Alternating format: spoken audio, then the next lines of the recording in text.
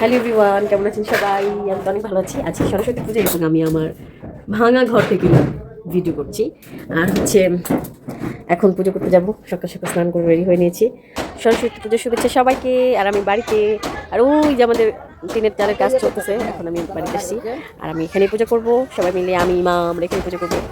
এই যে এরা আমার সাথে পুজো করবে, আসো আমার হাত ধরো, চলো। ওই যে একটা, এই যে আমার সদস্যগুলো, এদের সাথে আমি পূজা দিতে যাচ্ছি। এখানে যাওয়ার পর দেখি সবকিছুর আয়োজন করা হয়ে গেছে এবং একটু পরেই ঠাকুরমশাই চলে আসবে। আর আমি সেখানে যে কিছু ক্লিপ নিচ্ছিলাম, প্রতিমাটা খুব সুন্দর হয়েছিল ছোটোর মধ্যে।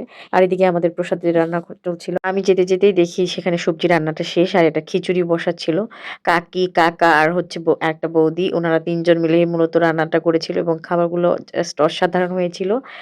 প্রসাদ বলে কথা, অনেক অনেক মজা ছিল প্রসাদটা সেদিনকার। আর এখানে একে একে সবকিছু গুছিয়ে তারা নিয়েছে, আমি সেই ভিডিও ক্লিপগুলো নিচ্ছিলাম। তারপর একে একে বৌদি সব মশলাগুলো দিতেছিল এবং কাকা অনেক বেশি হেল্প করছিল, কারণ এই কাজগুলো মোটামুটি একটা পুরুষ মানুষ ছাড়া করাটা একটু টাফ, মহিলাদের পক্ষে একটু টাফ, তাই কাকা হেল্প করতেছিল। আর হচ্ছে বৌদি তার সাথে সাথে সব কিছু দিয়ে দিচ্ছিল। আসলে তারা তিনজন মিলেই মূলত রান্নাটা কমপ্লিট করেছিল।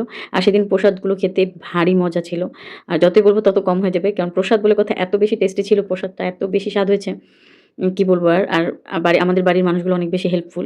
দেখা যায় যখন খাবার-দাবার হয় তখন অনেকে খাওয়ানোর জন্য হেল্প করে, যখন রান্না-বান্না চলে তখন রান্নার কাজে হেল্প করে, যখন পুজো চলে তখন পুজোর কাজে হেল্প করে।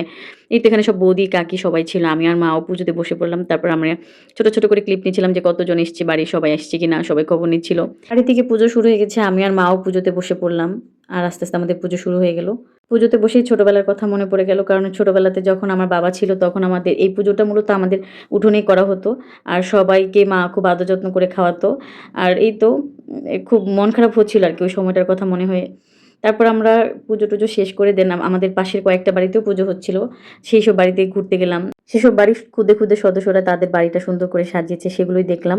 যাক, বেশ ভালোই লাগছিল। আর সরস্বতী পুজোর দিন আমি জগন্নাথ হলে যাব না, এটা তো হতেই পারে না। এবার জগন্নাথ হলের এই জলের ওপর প্রতিমাটা অনেক বেশি সুন্দর ছিল। বরাবরেরই জগন্নাথ হলের পুজো, সরস্বতী পুজো পুরো বাম্পার হিট হয়। তার চেয়ে বড় কথা হচ্ছে এবার গিনিস বুকে নাম উঠে গেছে। আমি শুনেছিলাম গিনিস বুকে নাম উঠবে জগন্নাথ হলের, কারণ এখানে ৭৬টা পুজো মণ্ডপ ছিল। আর ৭৬টা একদম ৭৬ রকমের ছিল। একেকটার চেয়ে একেকটা কম সুন্দর না।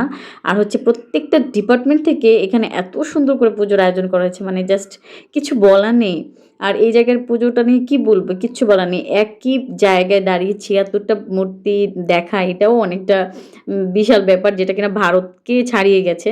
৭৬টা প্রতিমা তো দেখলাম, কিন্তু এই প্রতিমা দেখতে গিয়ে আমাকে যে কি ঠেলাঠেলি খেয়ে তারপর ভিতরে ঢুকতে হয়েছে সেটা একমাত্র আমি জানি। এত পরিমাণে ভিড় ছিল যে লিটারেলি মানুষ যেতেই পারছিল না, পুরো রাস্তাটা ব্লক হয়েছিল।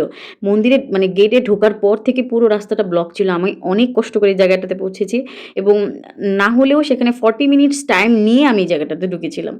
আর আমার ক্ষেত্রে বিষয়টা তো সম্পূর্ণই আলাদা। আমি বাইরে যাব কিন্তু খাবো না, এরকম খুব কম দিন হয়েছে। মানে খুব কম দিন, মনে হয় হাতে গোনা ২-১ দিন এরকম হয়েছে যে আমি বাইরে গিয়েছি কিন্তু কোনো কিছু না খেয়ে আমি বাড়ি ফিরে এসেছি। এটা কোনোদিনও হয়নি।